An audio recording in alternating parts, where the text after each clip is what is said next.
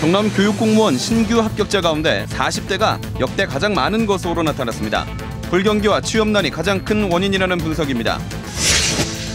정부의 복합리조트 1차 선정이 다음 주 발표될 예정입니다.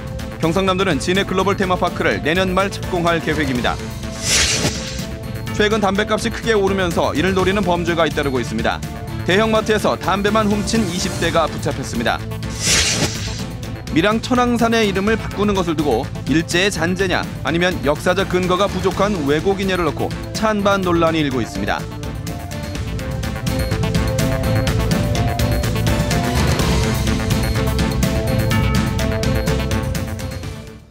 안녕하십니까. 이어서 경남 소식입니다. 경남교육청이 최근 발표한 신규 공무원 합격자 가운데 40대 이상이 역대 가장 많았습니다. 갈수록 버티기 힘든 직장의 현실도 있지만 새로운 도전에 나서는 40대 등 다양한 동기가 있었습니다. 김대진 기자의 보도입니다.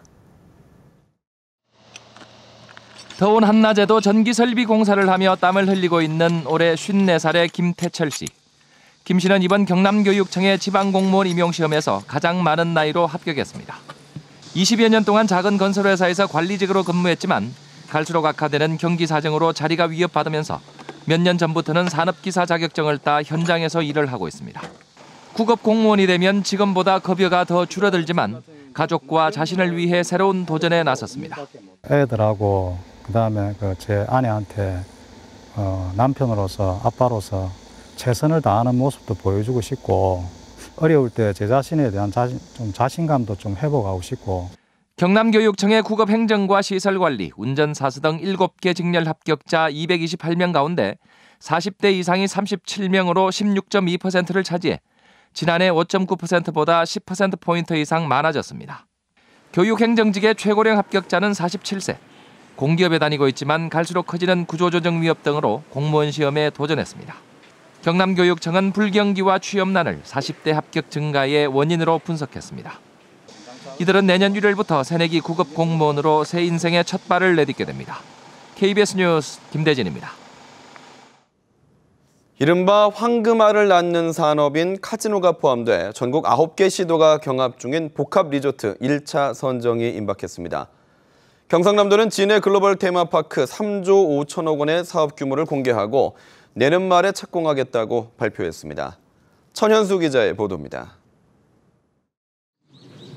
경상남도가 공개한 복합 리조트 단지는 부산 진해 경제자유구역 2.85제곱킬로미터의 방대한 규모입니다. 미국 복사의 영화 테마파크와 카지노, 6성급 호텔, 컨벤션, 쇼핑몰, 골프장, 수상 레포츠 시설이 들었습니다. 투자 규모는 3조 5천억 원, 국내외 3개 컨소시엄이 정부에 투자 제안서를 제출했습니다. 중국 실버선 홍콩 신한기 그룹 컨소시엄과 중국 분마그룹 컨소시엄, 국내 컨소시엄 등으로 각각 20-30개 기업이 참여하고 있습니다. 대한민국을 대표하는 복합 레저 단지를 조성한다는 점에서 높은 평가를 받을 것으로 오는 26일에는 홍콩에서 진해 글로벌 테마파크 컨소시엄 신개 기업이 모이고 홍준표 지사도 참가합니다. 이 자리에서는 경남 투자와 외국 기업 간 투자 협약이 체결됩니다. 우리 진해 지역을 두고 세계의 투자군이 경쟁을 하게 됩니다.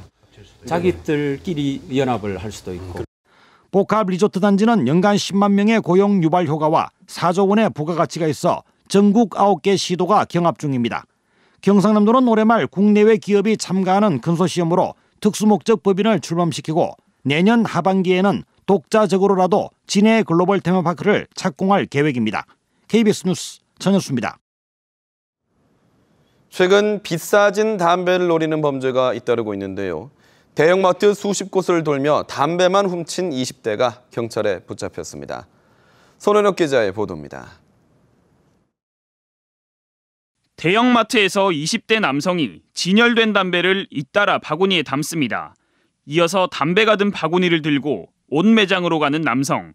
옷을 입어보려는 척 옷을 함께 들고 탈의실로 들어갔다가 10여 분 뒤 그냥 나갑니다. 탈의실에서 공구를 이용해 도난방지통을 부수고 자신의 가방에 담배를 담아 나온 겁니다. 담배 한 보루에 도난 방지통을 부수는데 걸린 시간은 3, 4분. 옷을 갈아입어 보는 것으로 생각해 매장 직원들의 의심을 사지 않았습니다.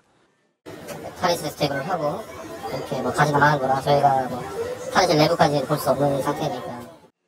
구속된 28살 박모 씨는 이 같은 수법으로 경남과 부산, 대구 등 대형마트 26곳을 돌며 상습적으로 담배를 훔쳤습니다. 모두 1,200만 원어치입니다. 그래서 마트에서 하시는데 어려운 점 없으셨는지?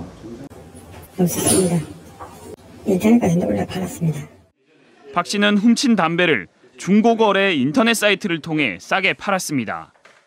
정상가보다 1만 원 정도 싼 3만 5천 원 정도에 판매를 해서 올해 담배값 인상 뒤 전남 완도와 광주에서 수천만 원어치 담배 절도 사건이 잇따르는 등 담배가 범죄의 표적이 되고 있습니다.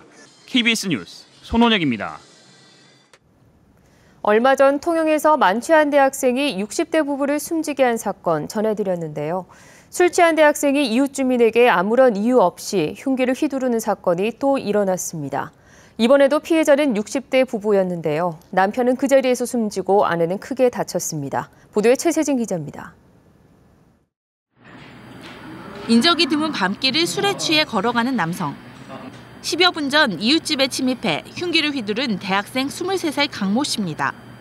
선후배와 술을 마시고 자취집으로 돌아온 강 씨는 유리창을 깨며 난동을 부리다 갑자기 이웃집에 침입했습니다.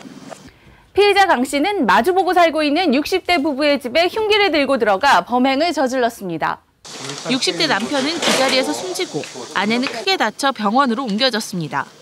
흉기 난동을 부린 강 씨는 3시간 뒤 1km 떨어진 곳에서 붙잡혔습니다.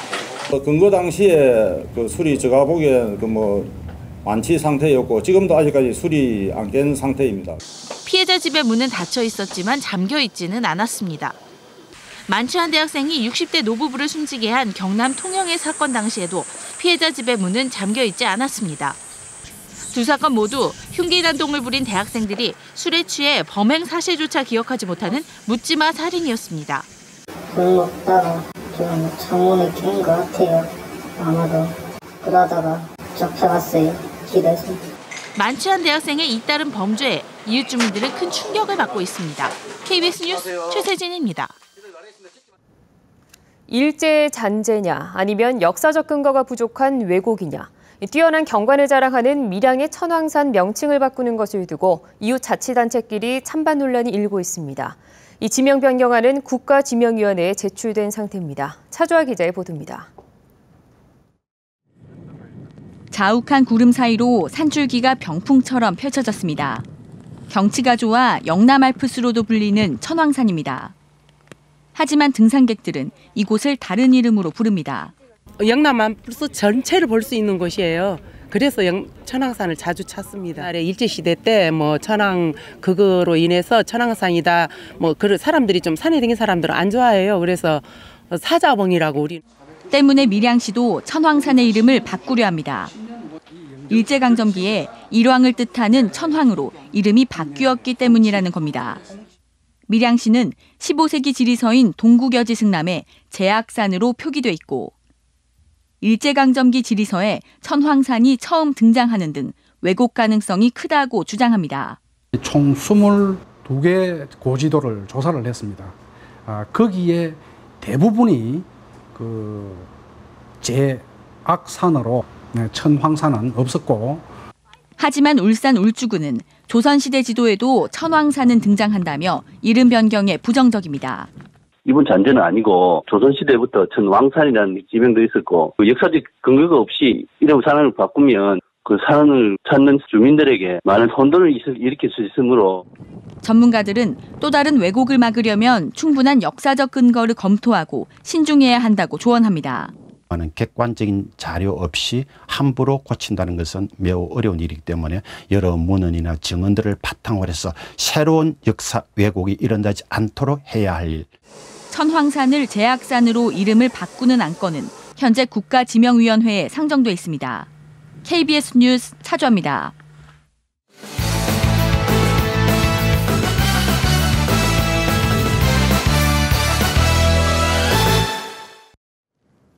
주요 단신입니다. 적조 피해가 확산되고 있는 가운데 어제까지 경남에서는 양식 어류 27만 2천여 마리가 폐사한 것으로 집계됐습니다.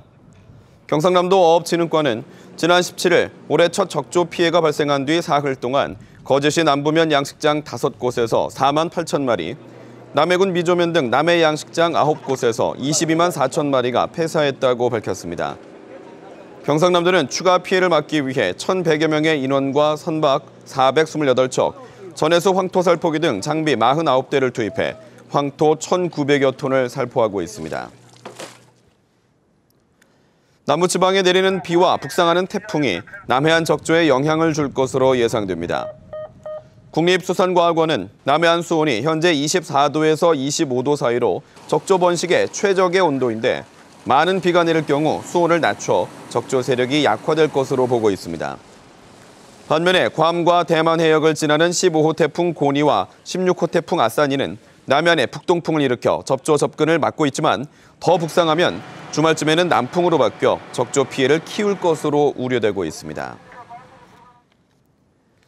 진주 혁신도시에 지금까지 8개 기관 3,100여 명이 이전했고 나머지 3개 기관 440명은 내년 1월까지 이전을 마칩니다. 경상남도는 토지주택공사 1,400명과 중소기업진흥공단 360명 등 8개 공공기관이 2013년부터 지난달까지 이전을 마쳤고 주택관리공단과 한국시설안전공단은 오는 12월, 승강기 안전관리원은 내년 1월에 이전을 완료한다고 밝혔습니다. 지역 경제가 어려울수록 KBS가 도민에게 희망을 주는 방송을 해야 한다는 지적이 나왔습니다. 오늘 열린 KBS 창원 시청자위원회에서 위원들은 메르스 사태 이후 지역 경제가 아직 회복되지 못했다며 도민들에게 희망을 주고 경제가 활력을 찾을 수 있도록 공영방송인 KBS가 더 노력해야 한다고 주문했습니다. 한편 오늘 열린 KBS 창원 시청자위원회는 다음 달 4일 오후 1시부터 KBS 1TV TV비평 시청자 데스크를 통해 방영됩니다. 남부 내륙고속철도 노선에 거제가 포함될 것으로 보입니다. 김한표 국회의원은 지난 18일 국회 예산결산특별위원회에서 유일호 국토교통부 장관이 거제가 남부 내륙철도 노선으로 포함된다는 답변을 했다고 밝혔습니다. 최근 일부에서는 비용 문제 때문에 정부가 남부 내륙철도를 경북 김천에서 통영까지만 건설하는 것을 계획하고 있다는 주장이 일어 논란이 있었습니다. 경찰이 창원시의회 전임 상임위원장의 여직원 성추행 의혹을 수사합니다. 경남지방경찰청은 지난 18일 피해자 조사에 이어 피해자로부터 첫 신고를 받았던 상담소 소장 등 참고인에 대한 조사를 마쳤다고 밝혔습니다. 경찰은 조만간 해당 창원시 의원에 대해 소환을 통보해 조사할 예정이라며 이번 사건은 혐의가 인정되면 피해자와의 합의 여부와 상관없이 처벌을 피할 수 없다고 설명했습니다.